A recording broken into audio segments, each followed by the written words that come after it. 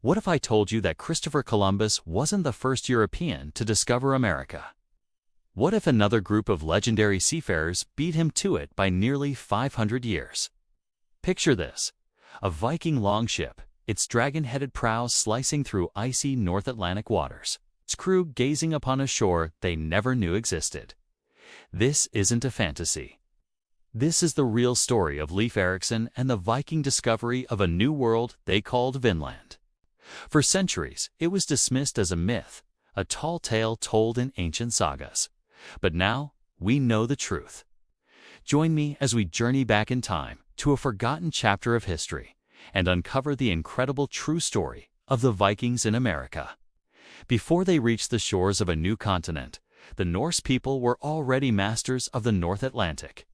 Hailing from Scandinavia, Viking society was built on exploration, trade, and, when necessary, raids. Their secret weapon was the longship, a masterpiece of naval engineering, fast, flexible, and capable of navigating both shallow rivers and the open ocean. This incredible technology allowed them to expand relentlessly westward. First, they colonized Iceland, a rugged land of fire and ice. From there, one of history's most charismatic figures, a man named Eric the Red, was exiled for manslaughter. But Eric turned his exile into an opportunity. He sailed further west and established a settlement on a vast, icy island he cleverly named Greenland, hoping the appealing name would attract more settlers. It was from this remote outpost that the final leap across the Atlantic would be made. It all started with a man named Bjarni Herjólfsson, who, while sailing to Greenland, was blown far off course by a violent storm. When the storm cleared, he saw an unknown coastline to the west, a land covered in forests. Cautious and eager to reach his destination, Bjarni didn't land. But when he returned to Greenland, his tales of a mysterious western land ignited the imagination of Eric the Red's own son, a young, ambitious explorer named Leif Erikson. Leif Erikson was not a man to leave a mystery unsolved. Intrigued by Bjarni's report, he bought his ship, gathered a crew of about 35 men, and set out deliberately to find and explore these new lands. It was around the year 1000. Navigating the treacherous North Atlantic without modern compasses, relying only on the sun, stars, and their intimate knowledge of the sea, they retraced Bjarni's route in reverse. They first came upon a barren, desolate land covered in flat stones and glaciers. Leif named it Helluland, or Flat Stone Land. Today, we believe this was Baffin Island. Not finding it suitable for settlement, they sailed south. Their next stop was a land covered in dense forests, a stark contrast to treeless Greenland. Recognizing its value, especially the timber, Leif named it Markland, or Forest Land, likely the coast of modern-day Labrador. But they pressed on, sailing south for 2 more days until they found their prize.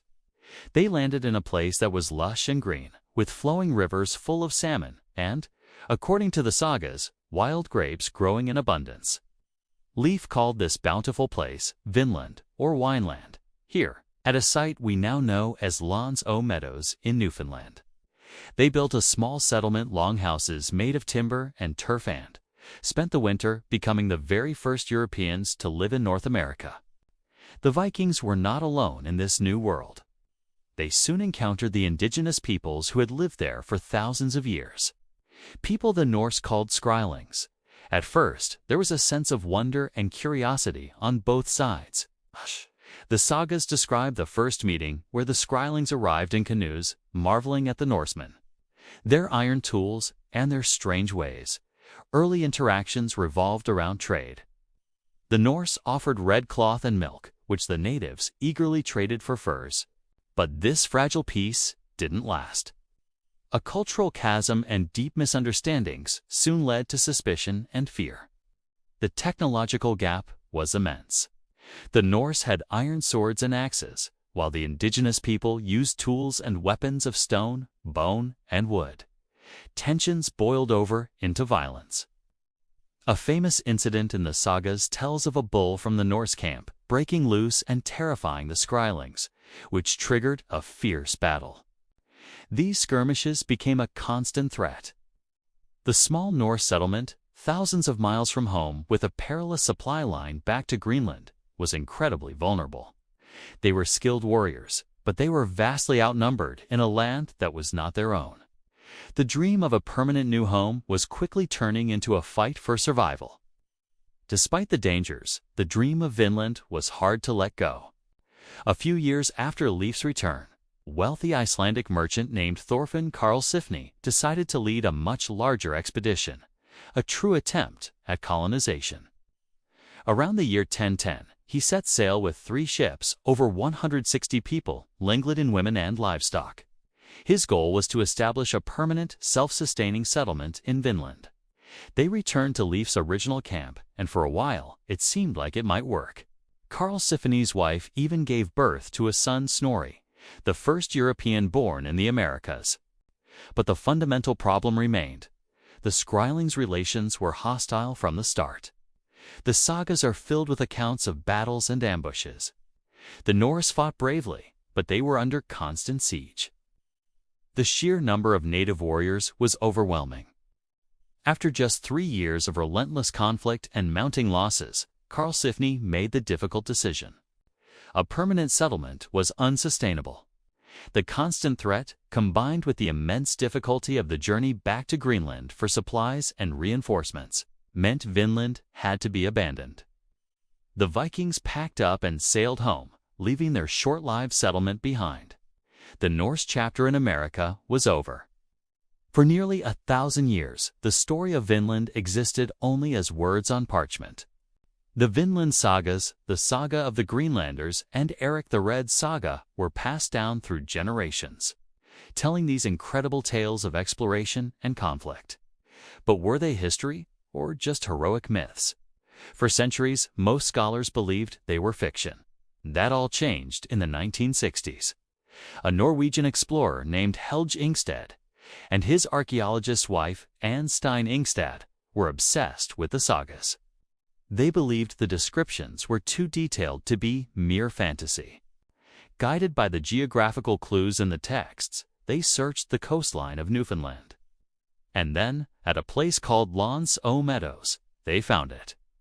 They unearthed the remains of turf walls, a blacksmith's forge with traces of smelted iron, and Norse artifacts like a spindle whorl and a bronze pin. It was the exact type of settlement described in the sagas. This was the definitive physical proof that the Vikings had been there. The discovery sent shockwaves through the world of history. It rewrote the timeline of European contact with the Americas and cemented the Vikings' reputation not just as raiders, but as some of the most daring and far-reaching explorers the world has ever known. So, the Vikings did discover America nearly 500 years before Columbus. Their journey to Vinland is an epic tale of courage, ambition, and ultimately, failure. They crossed the Atlantic, built homes, and traded and fought with the native peoples of a new continent.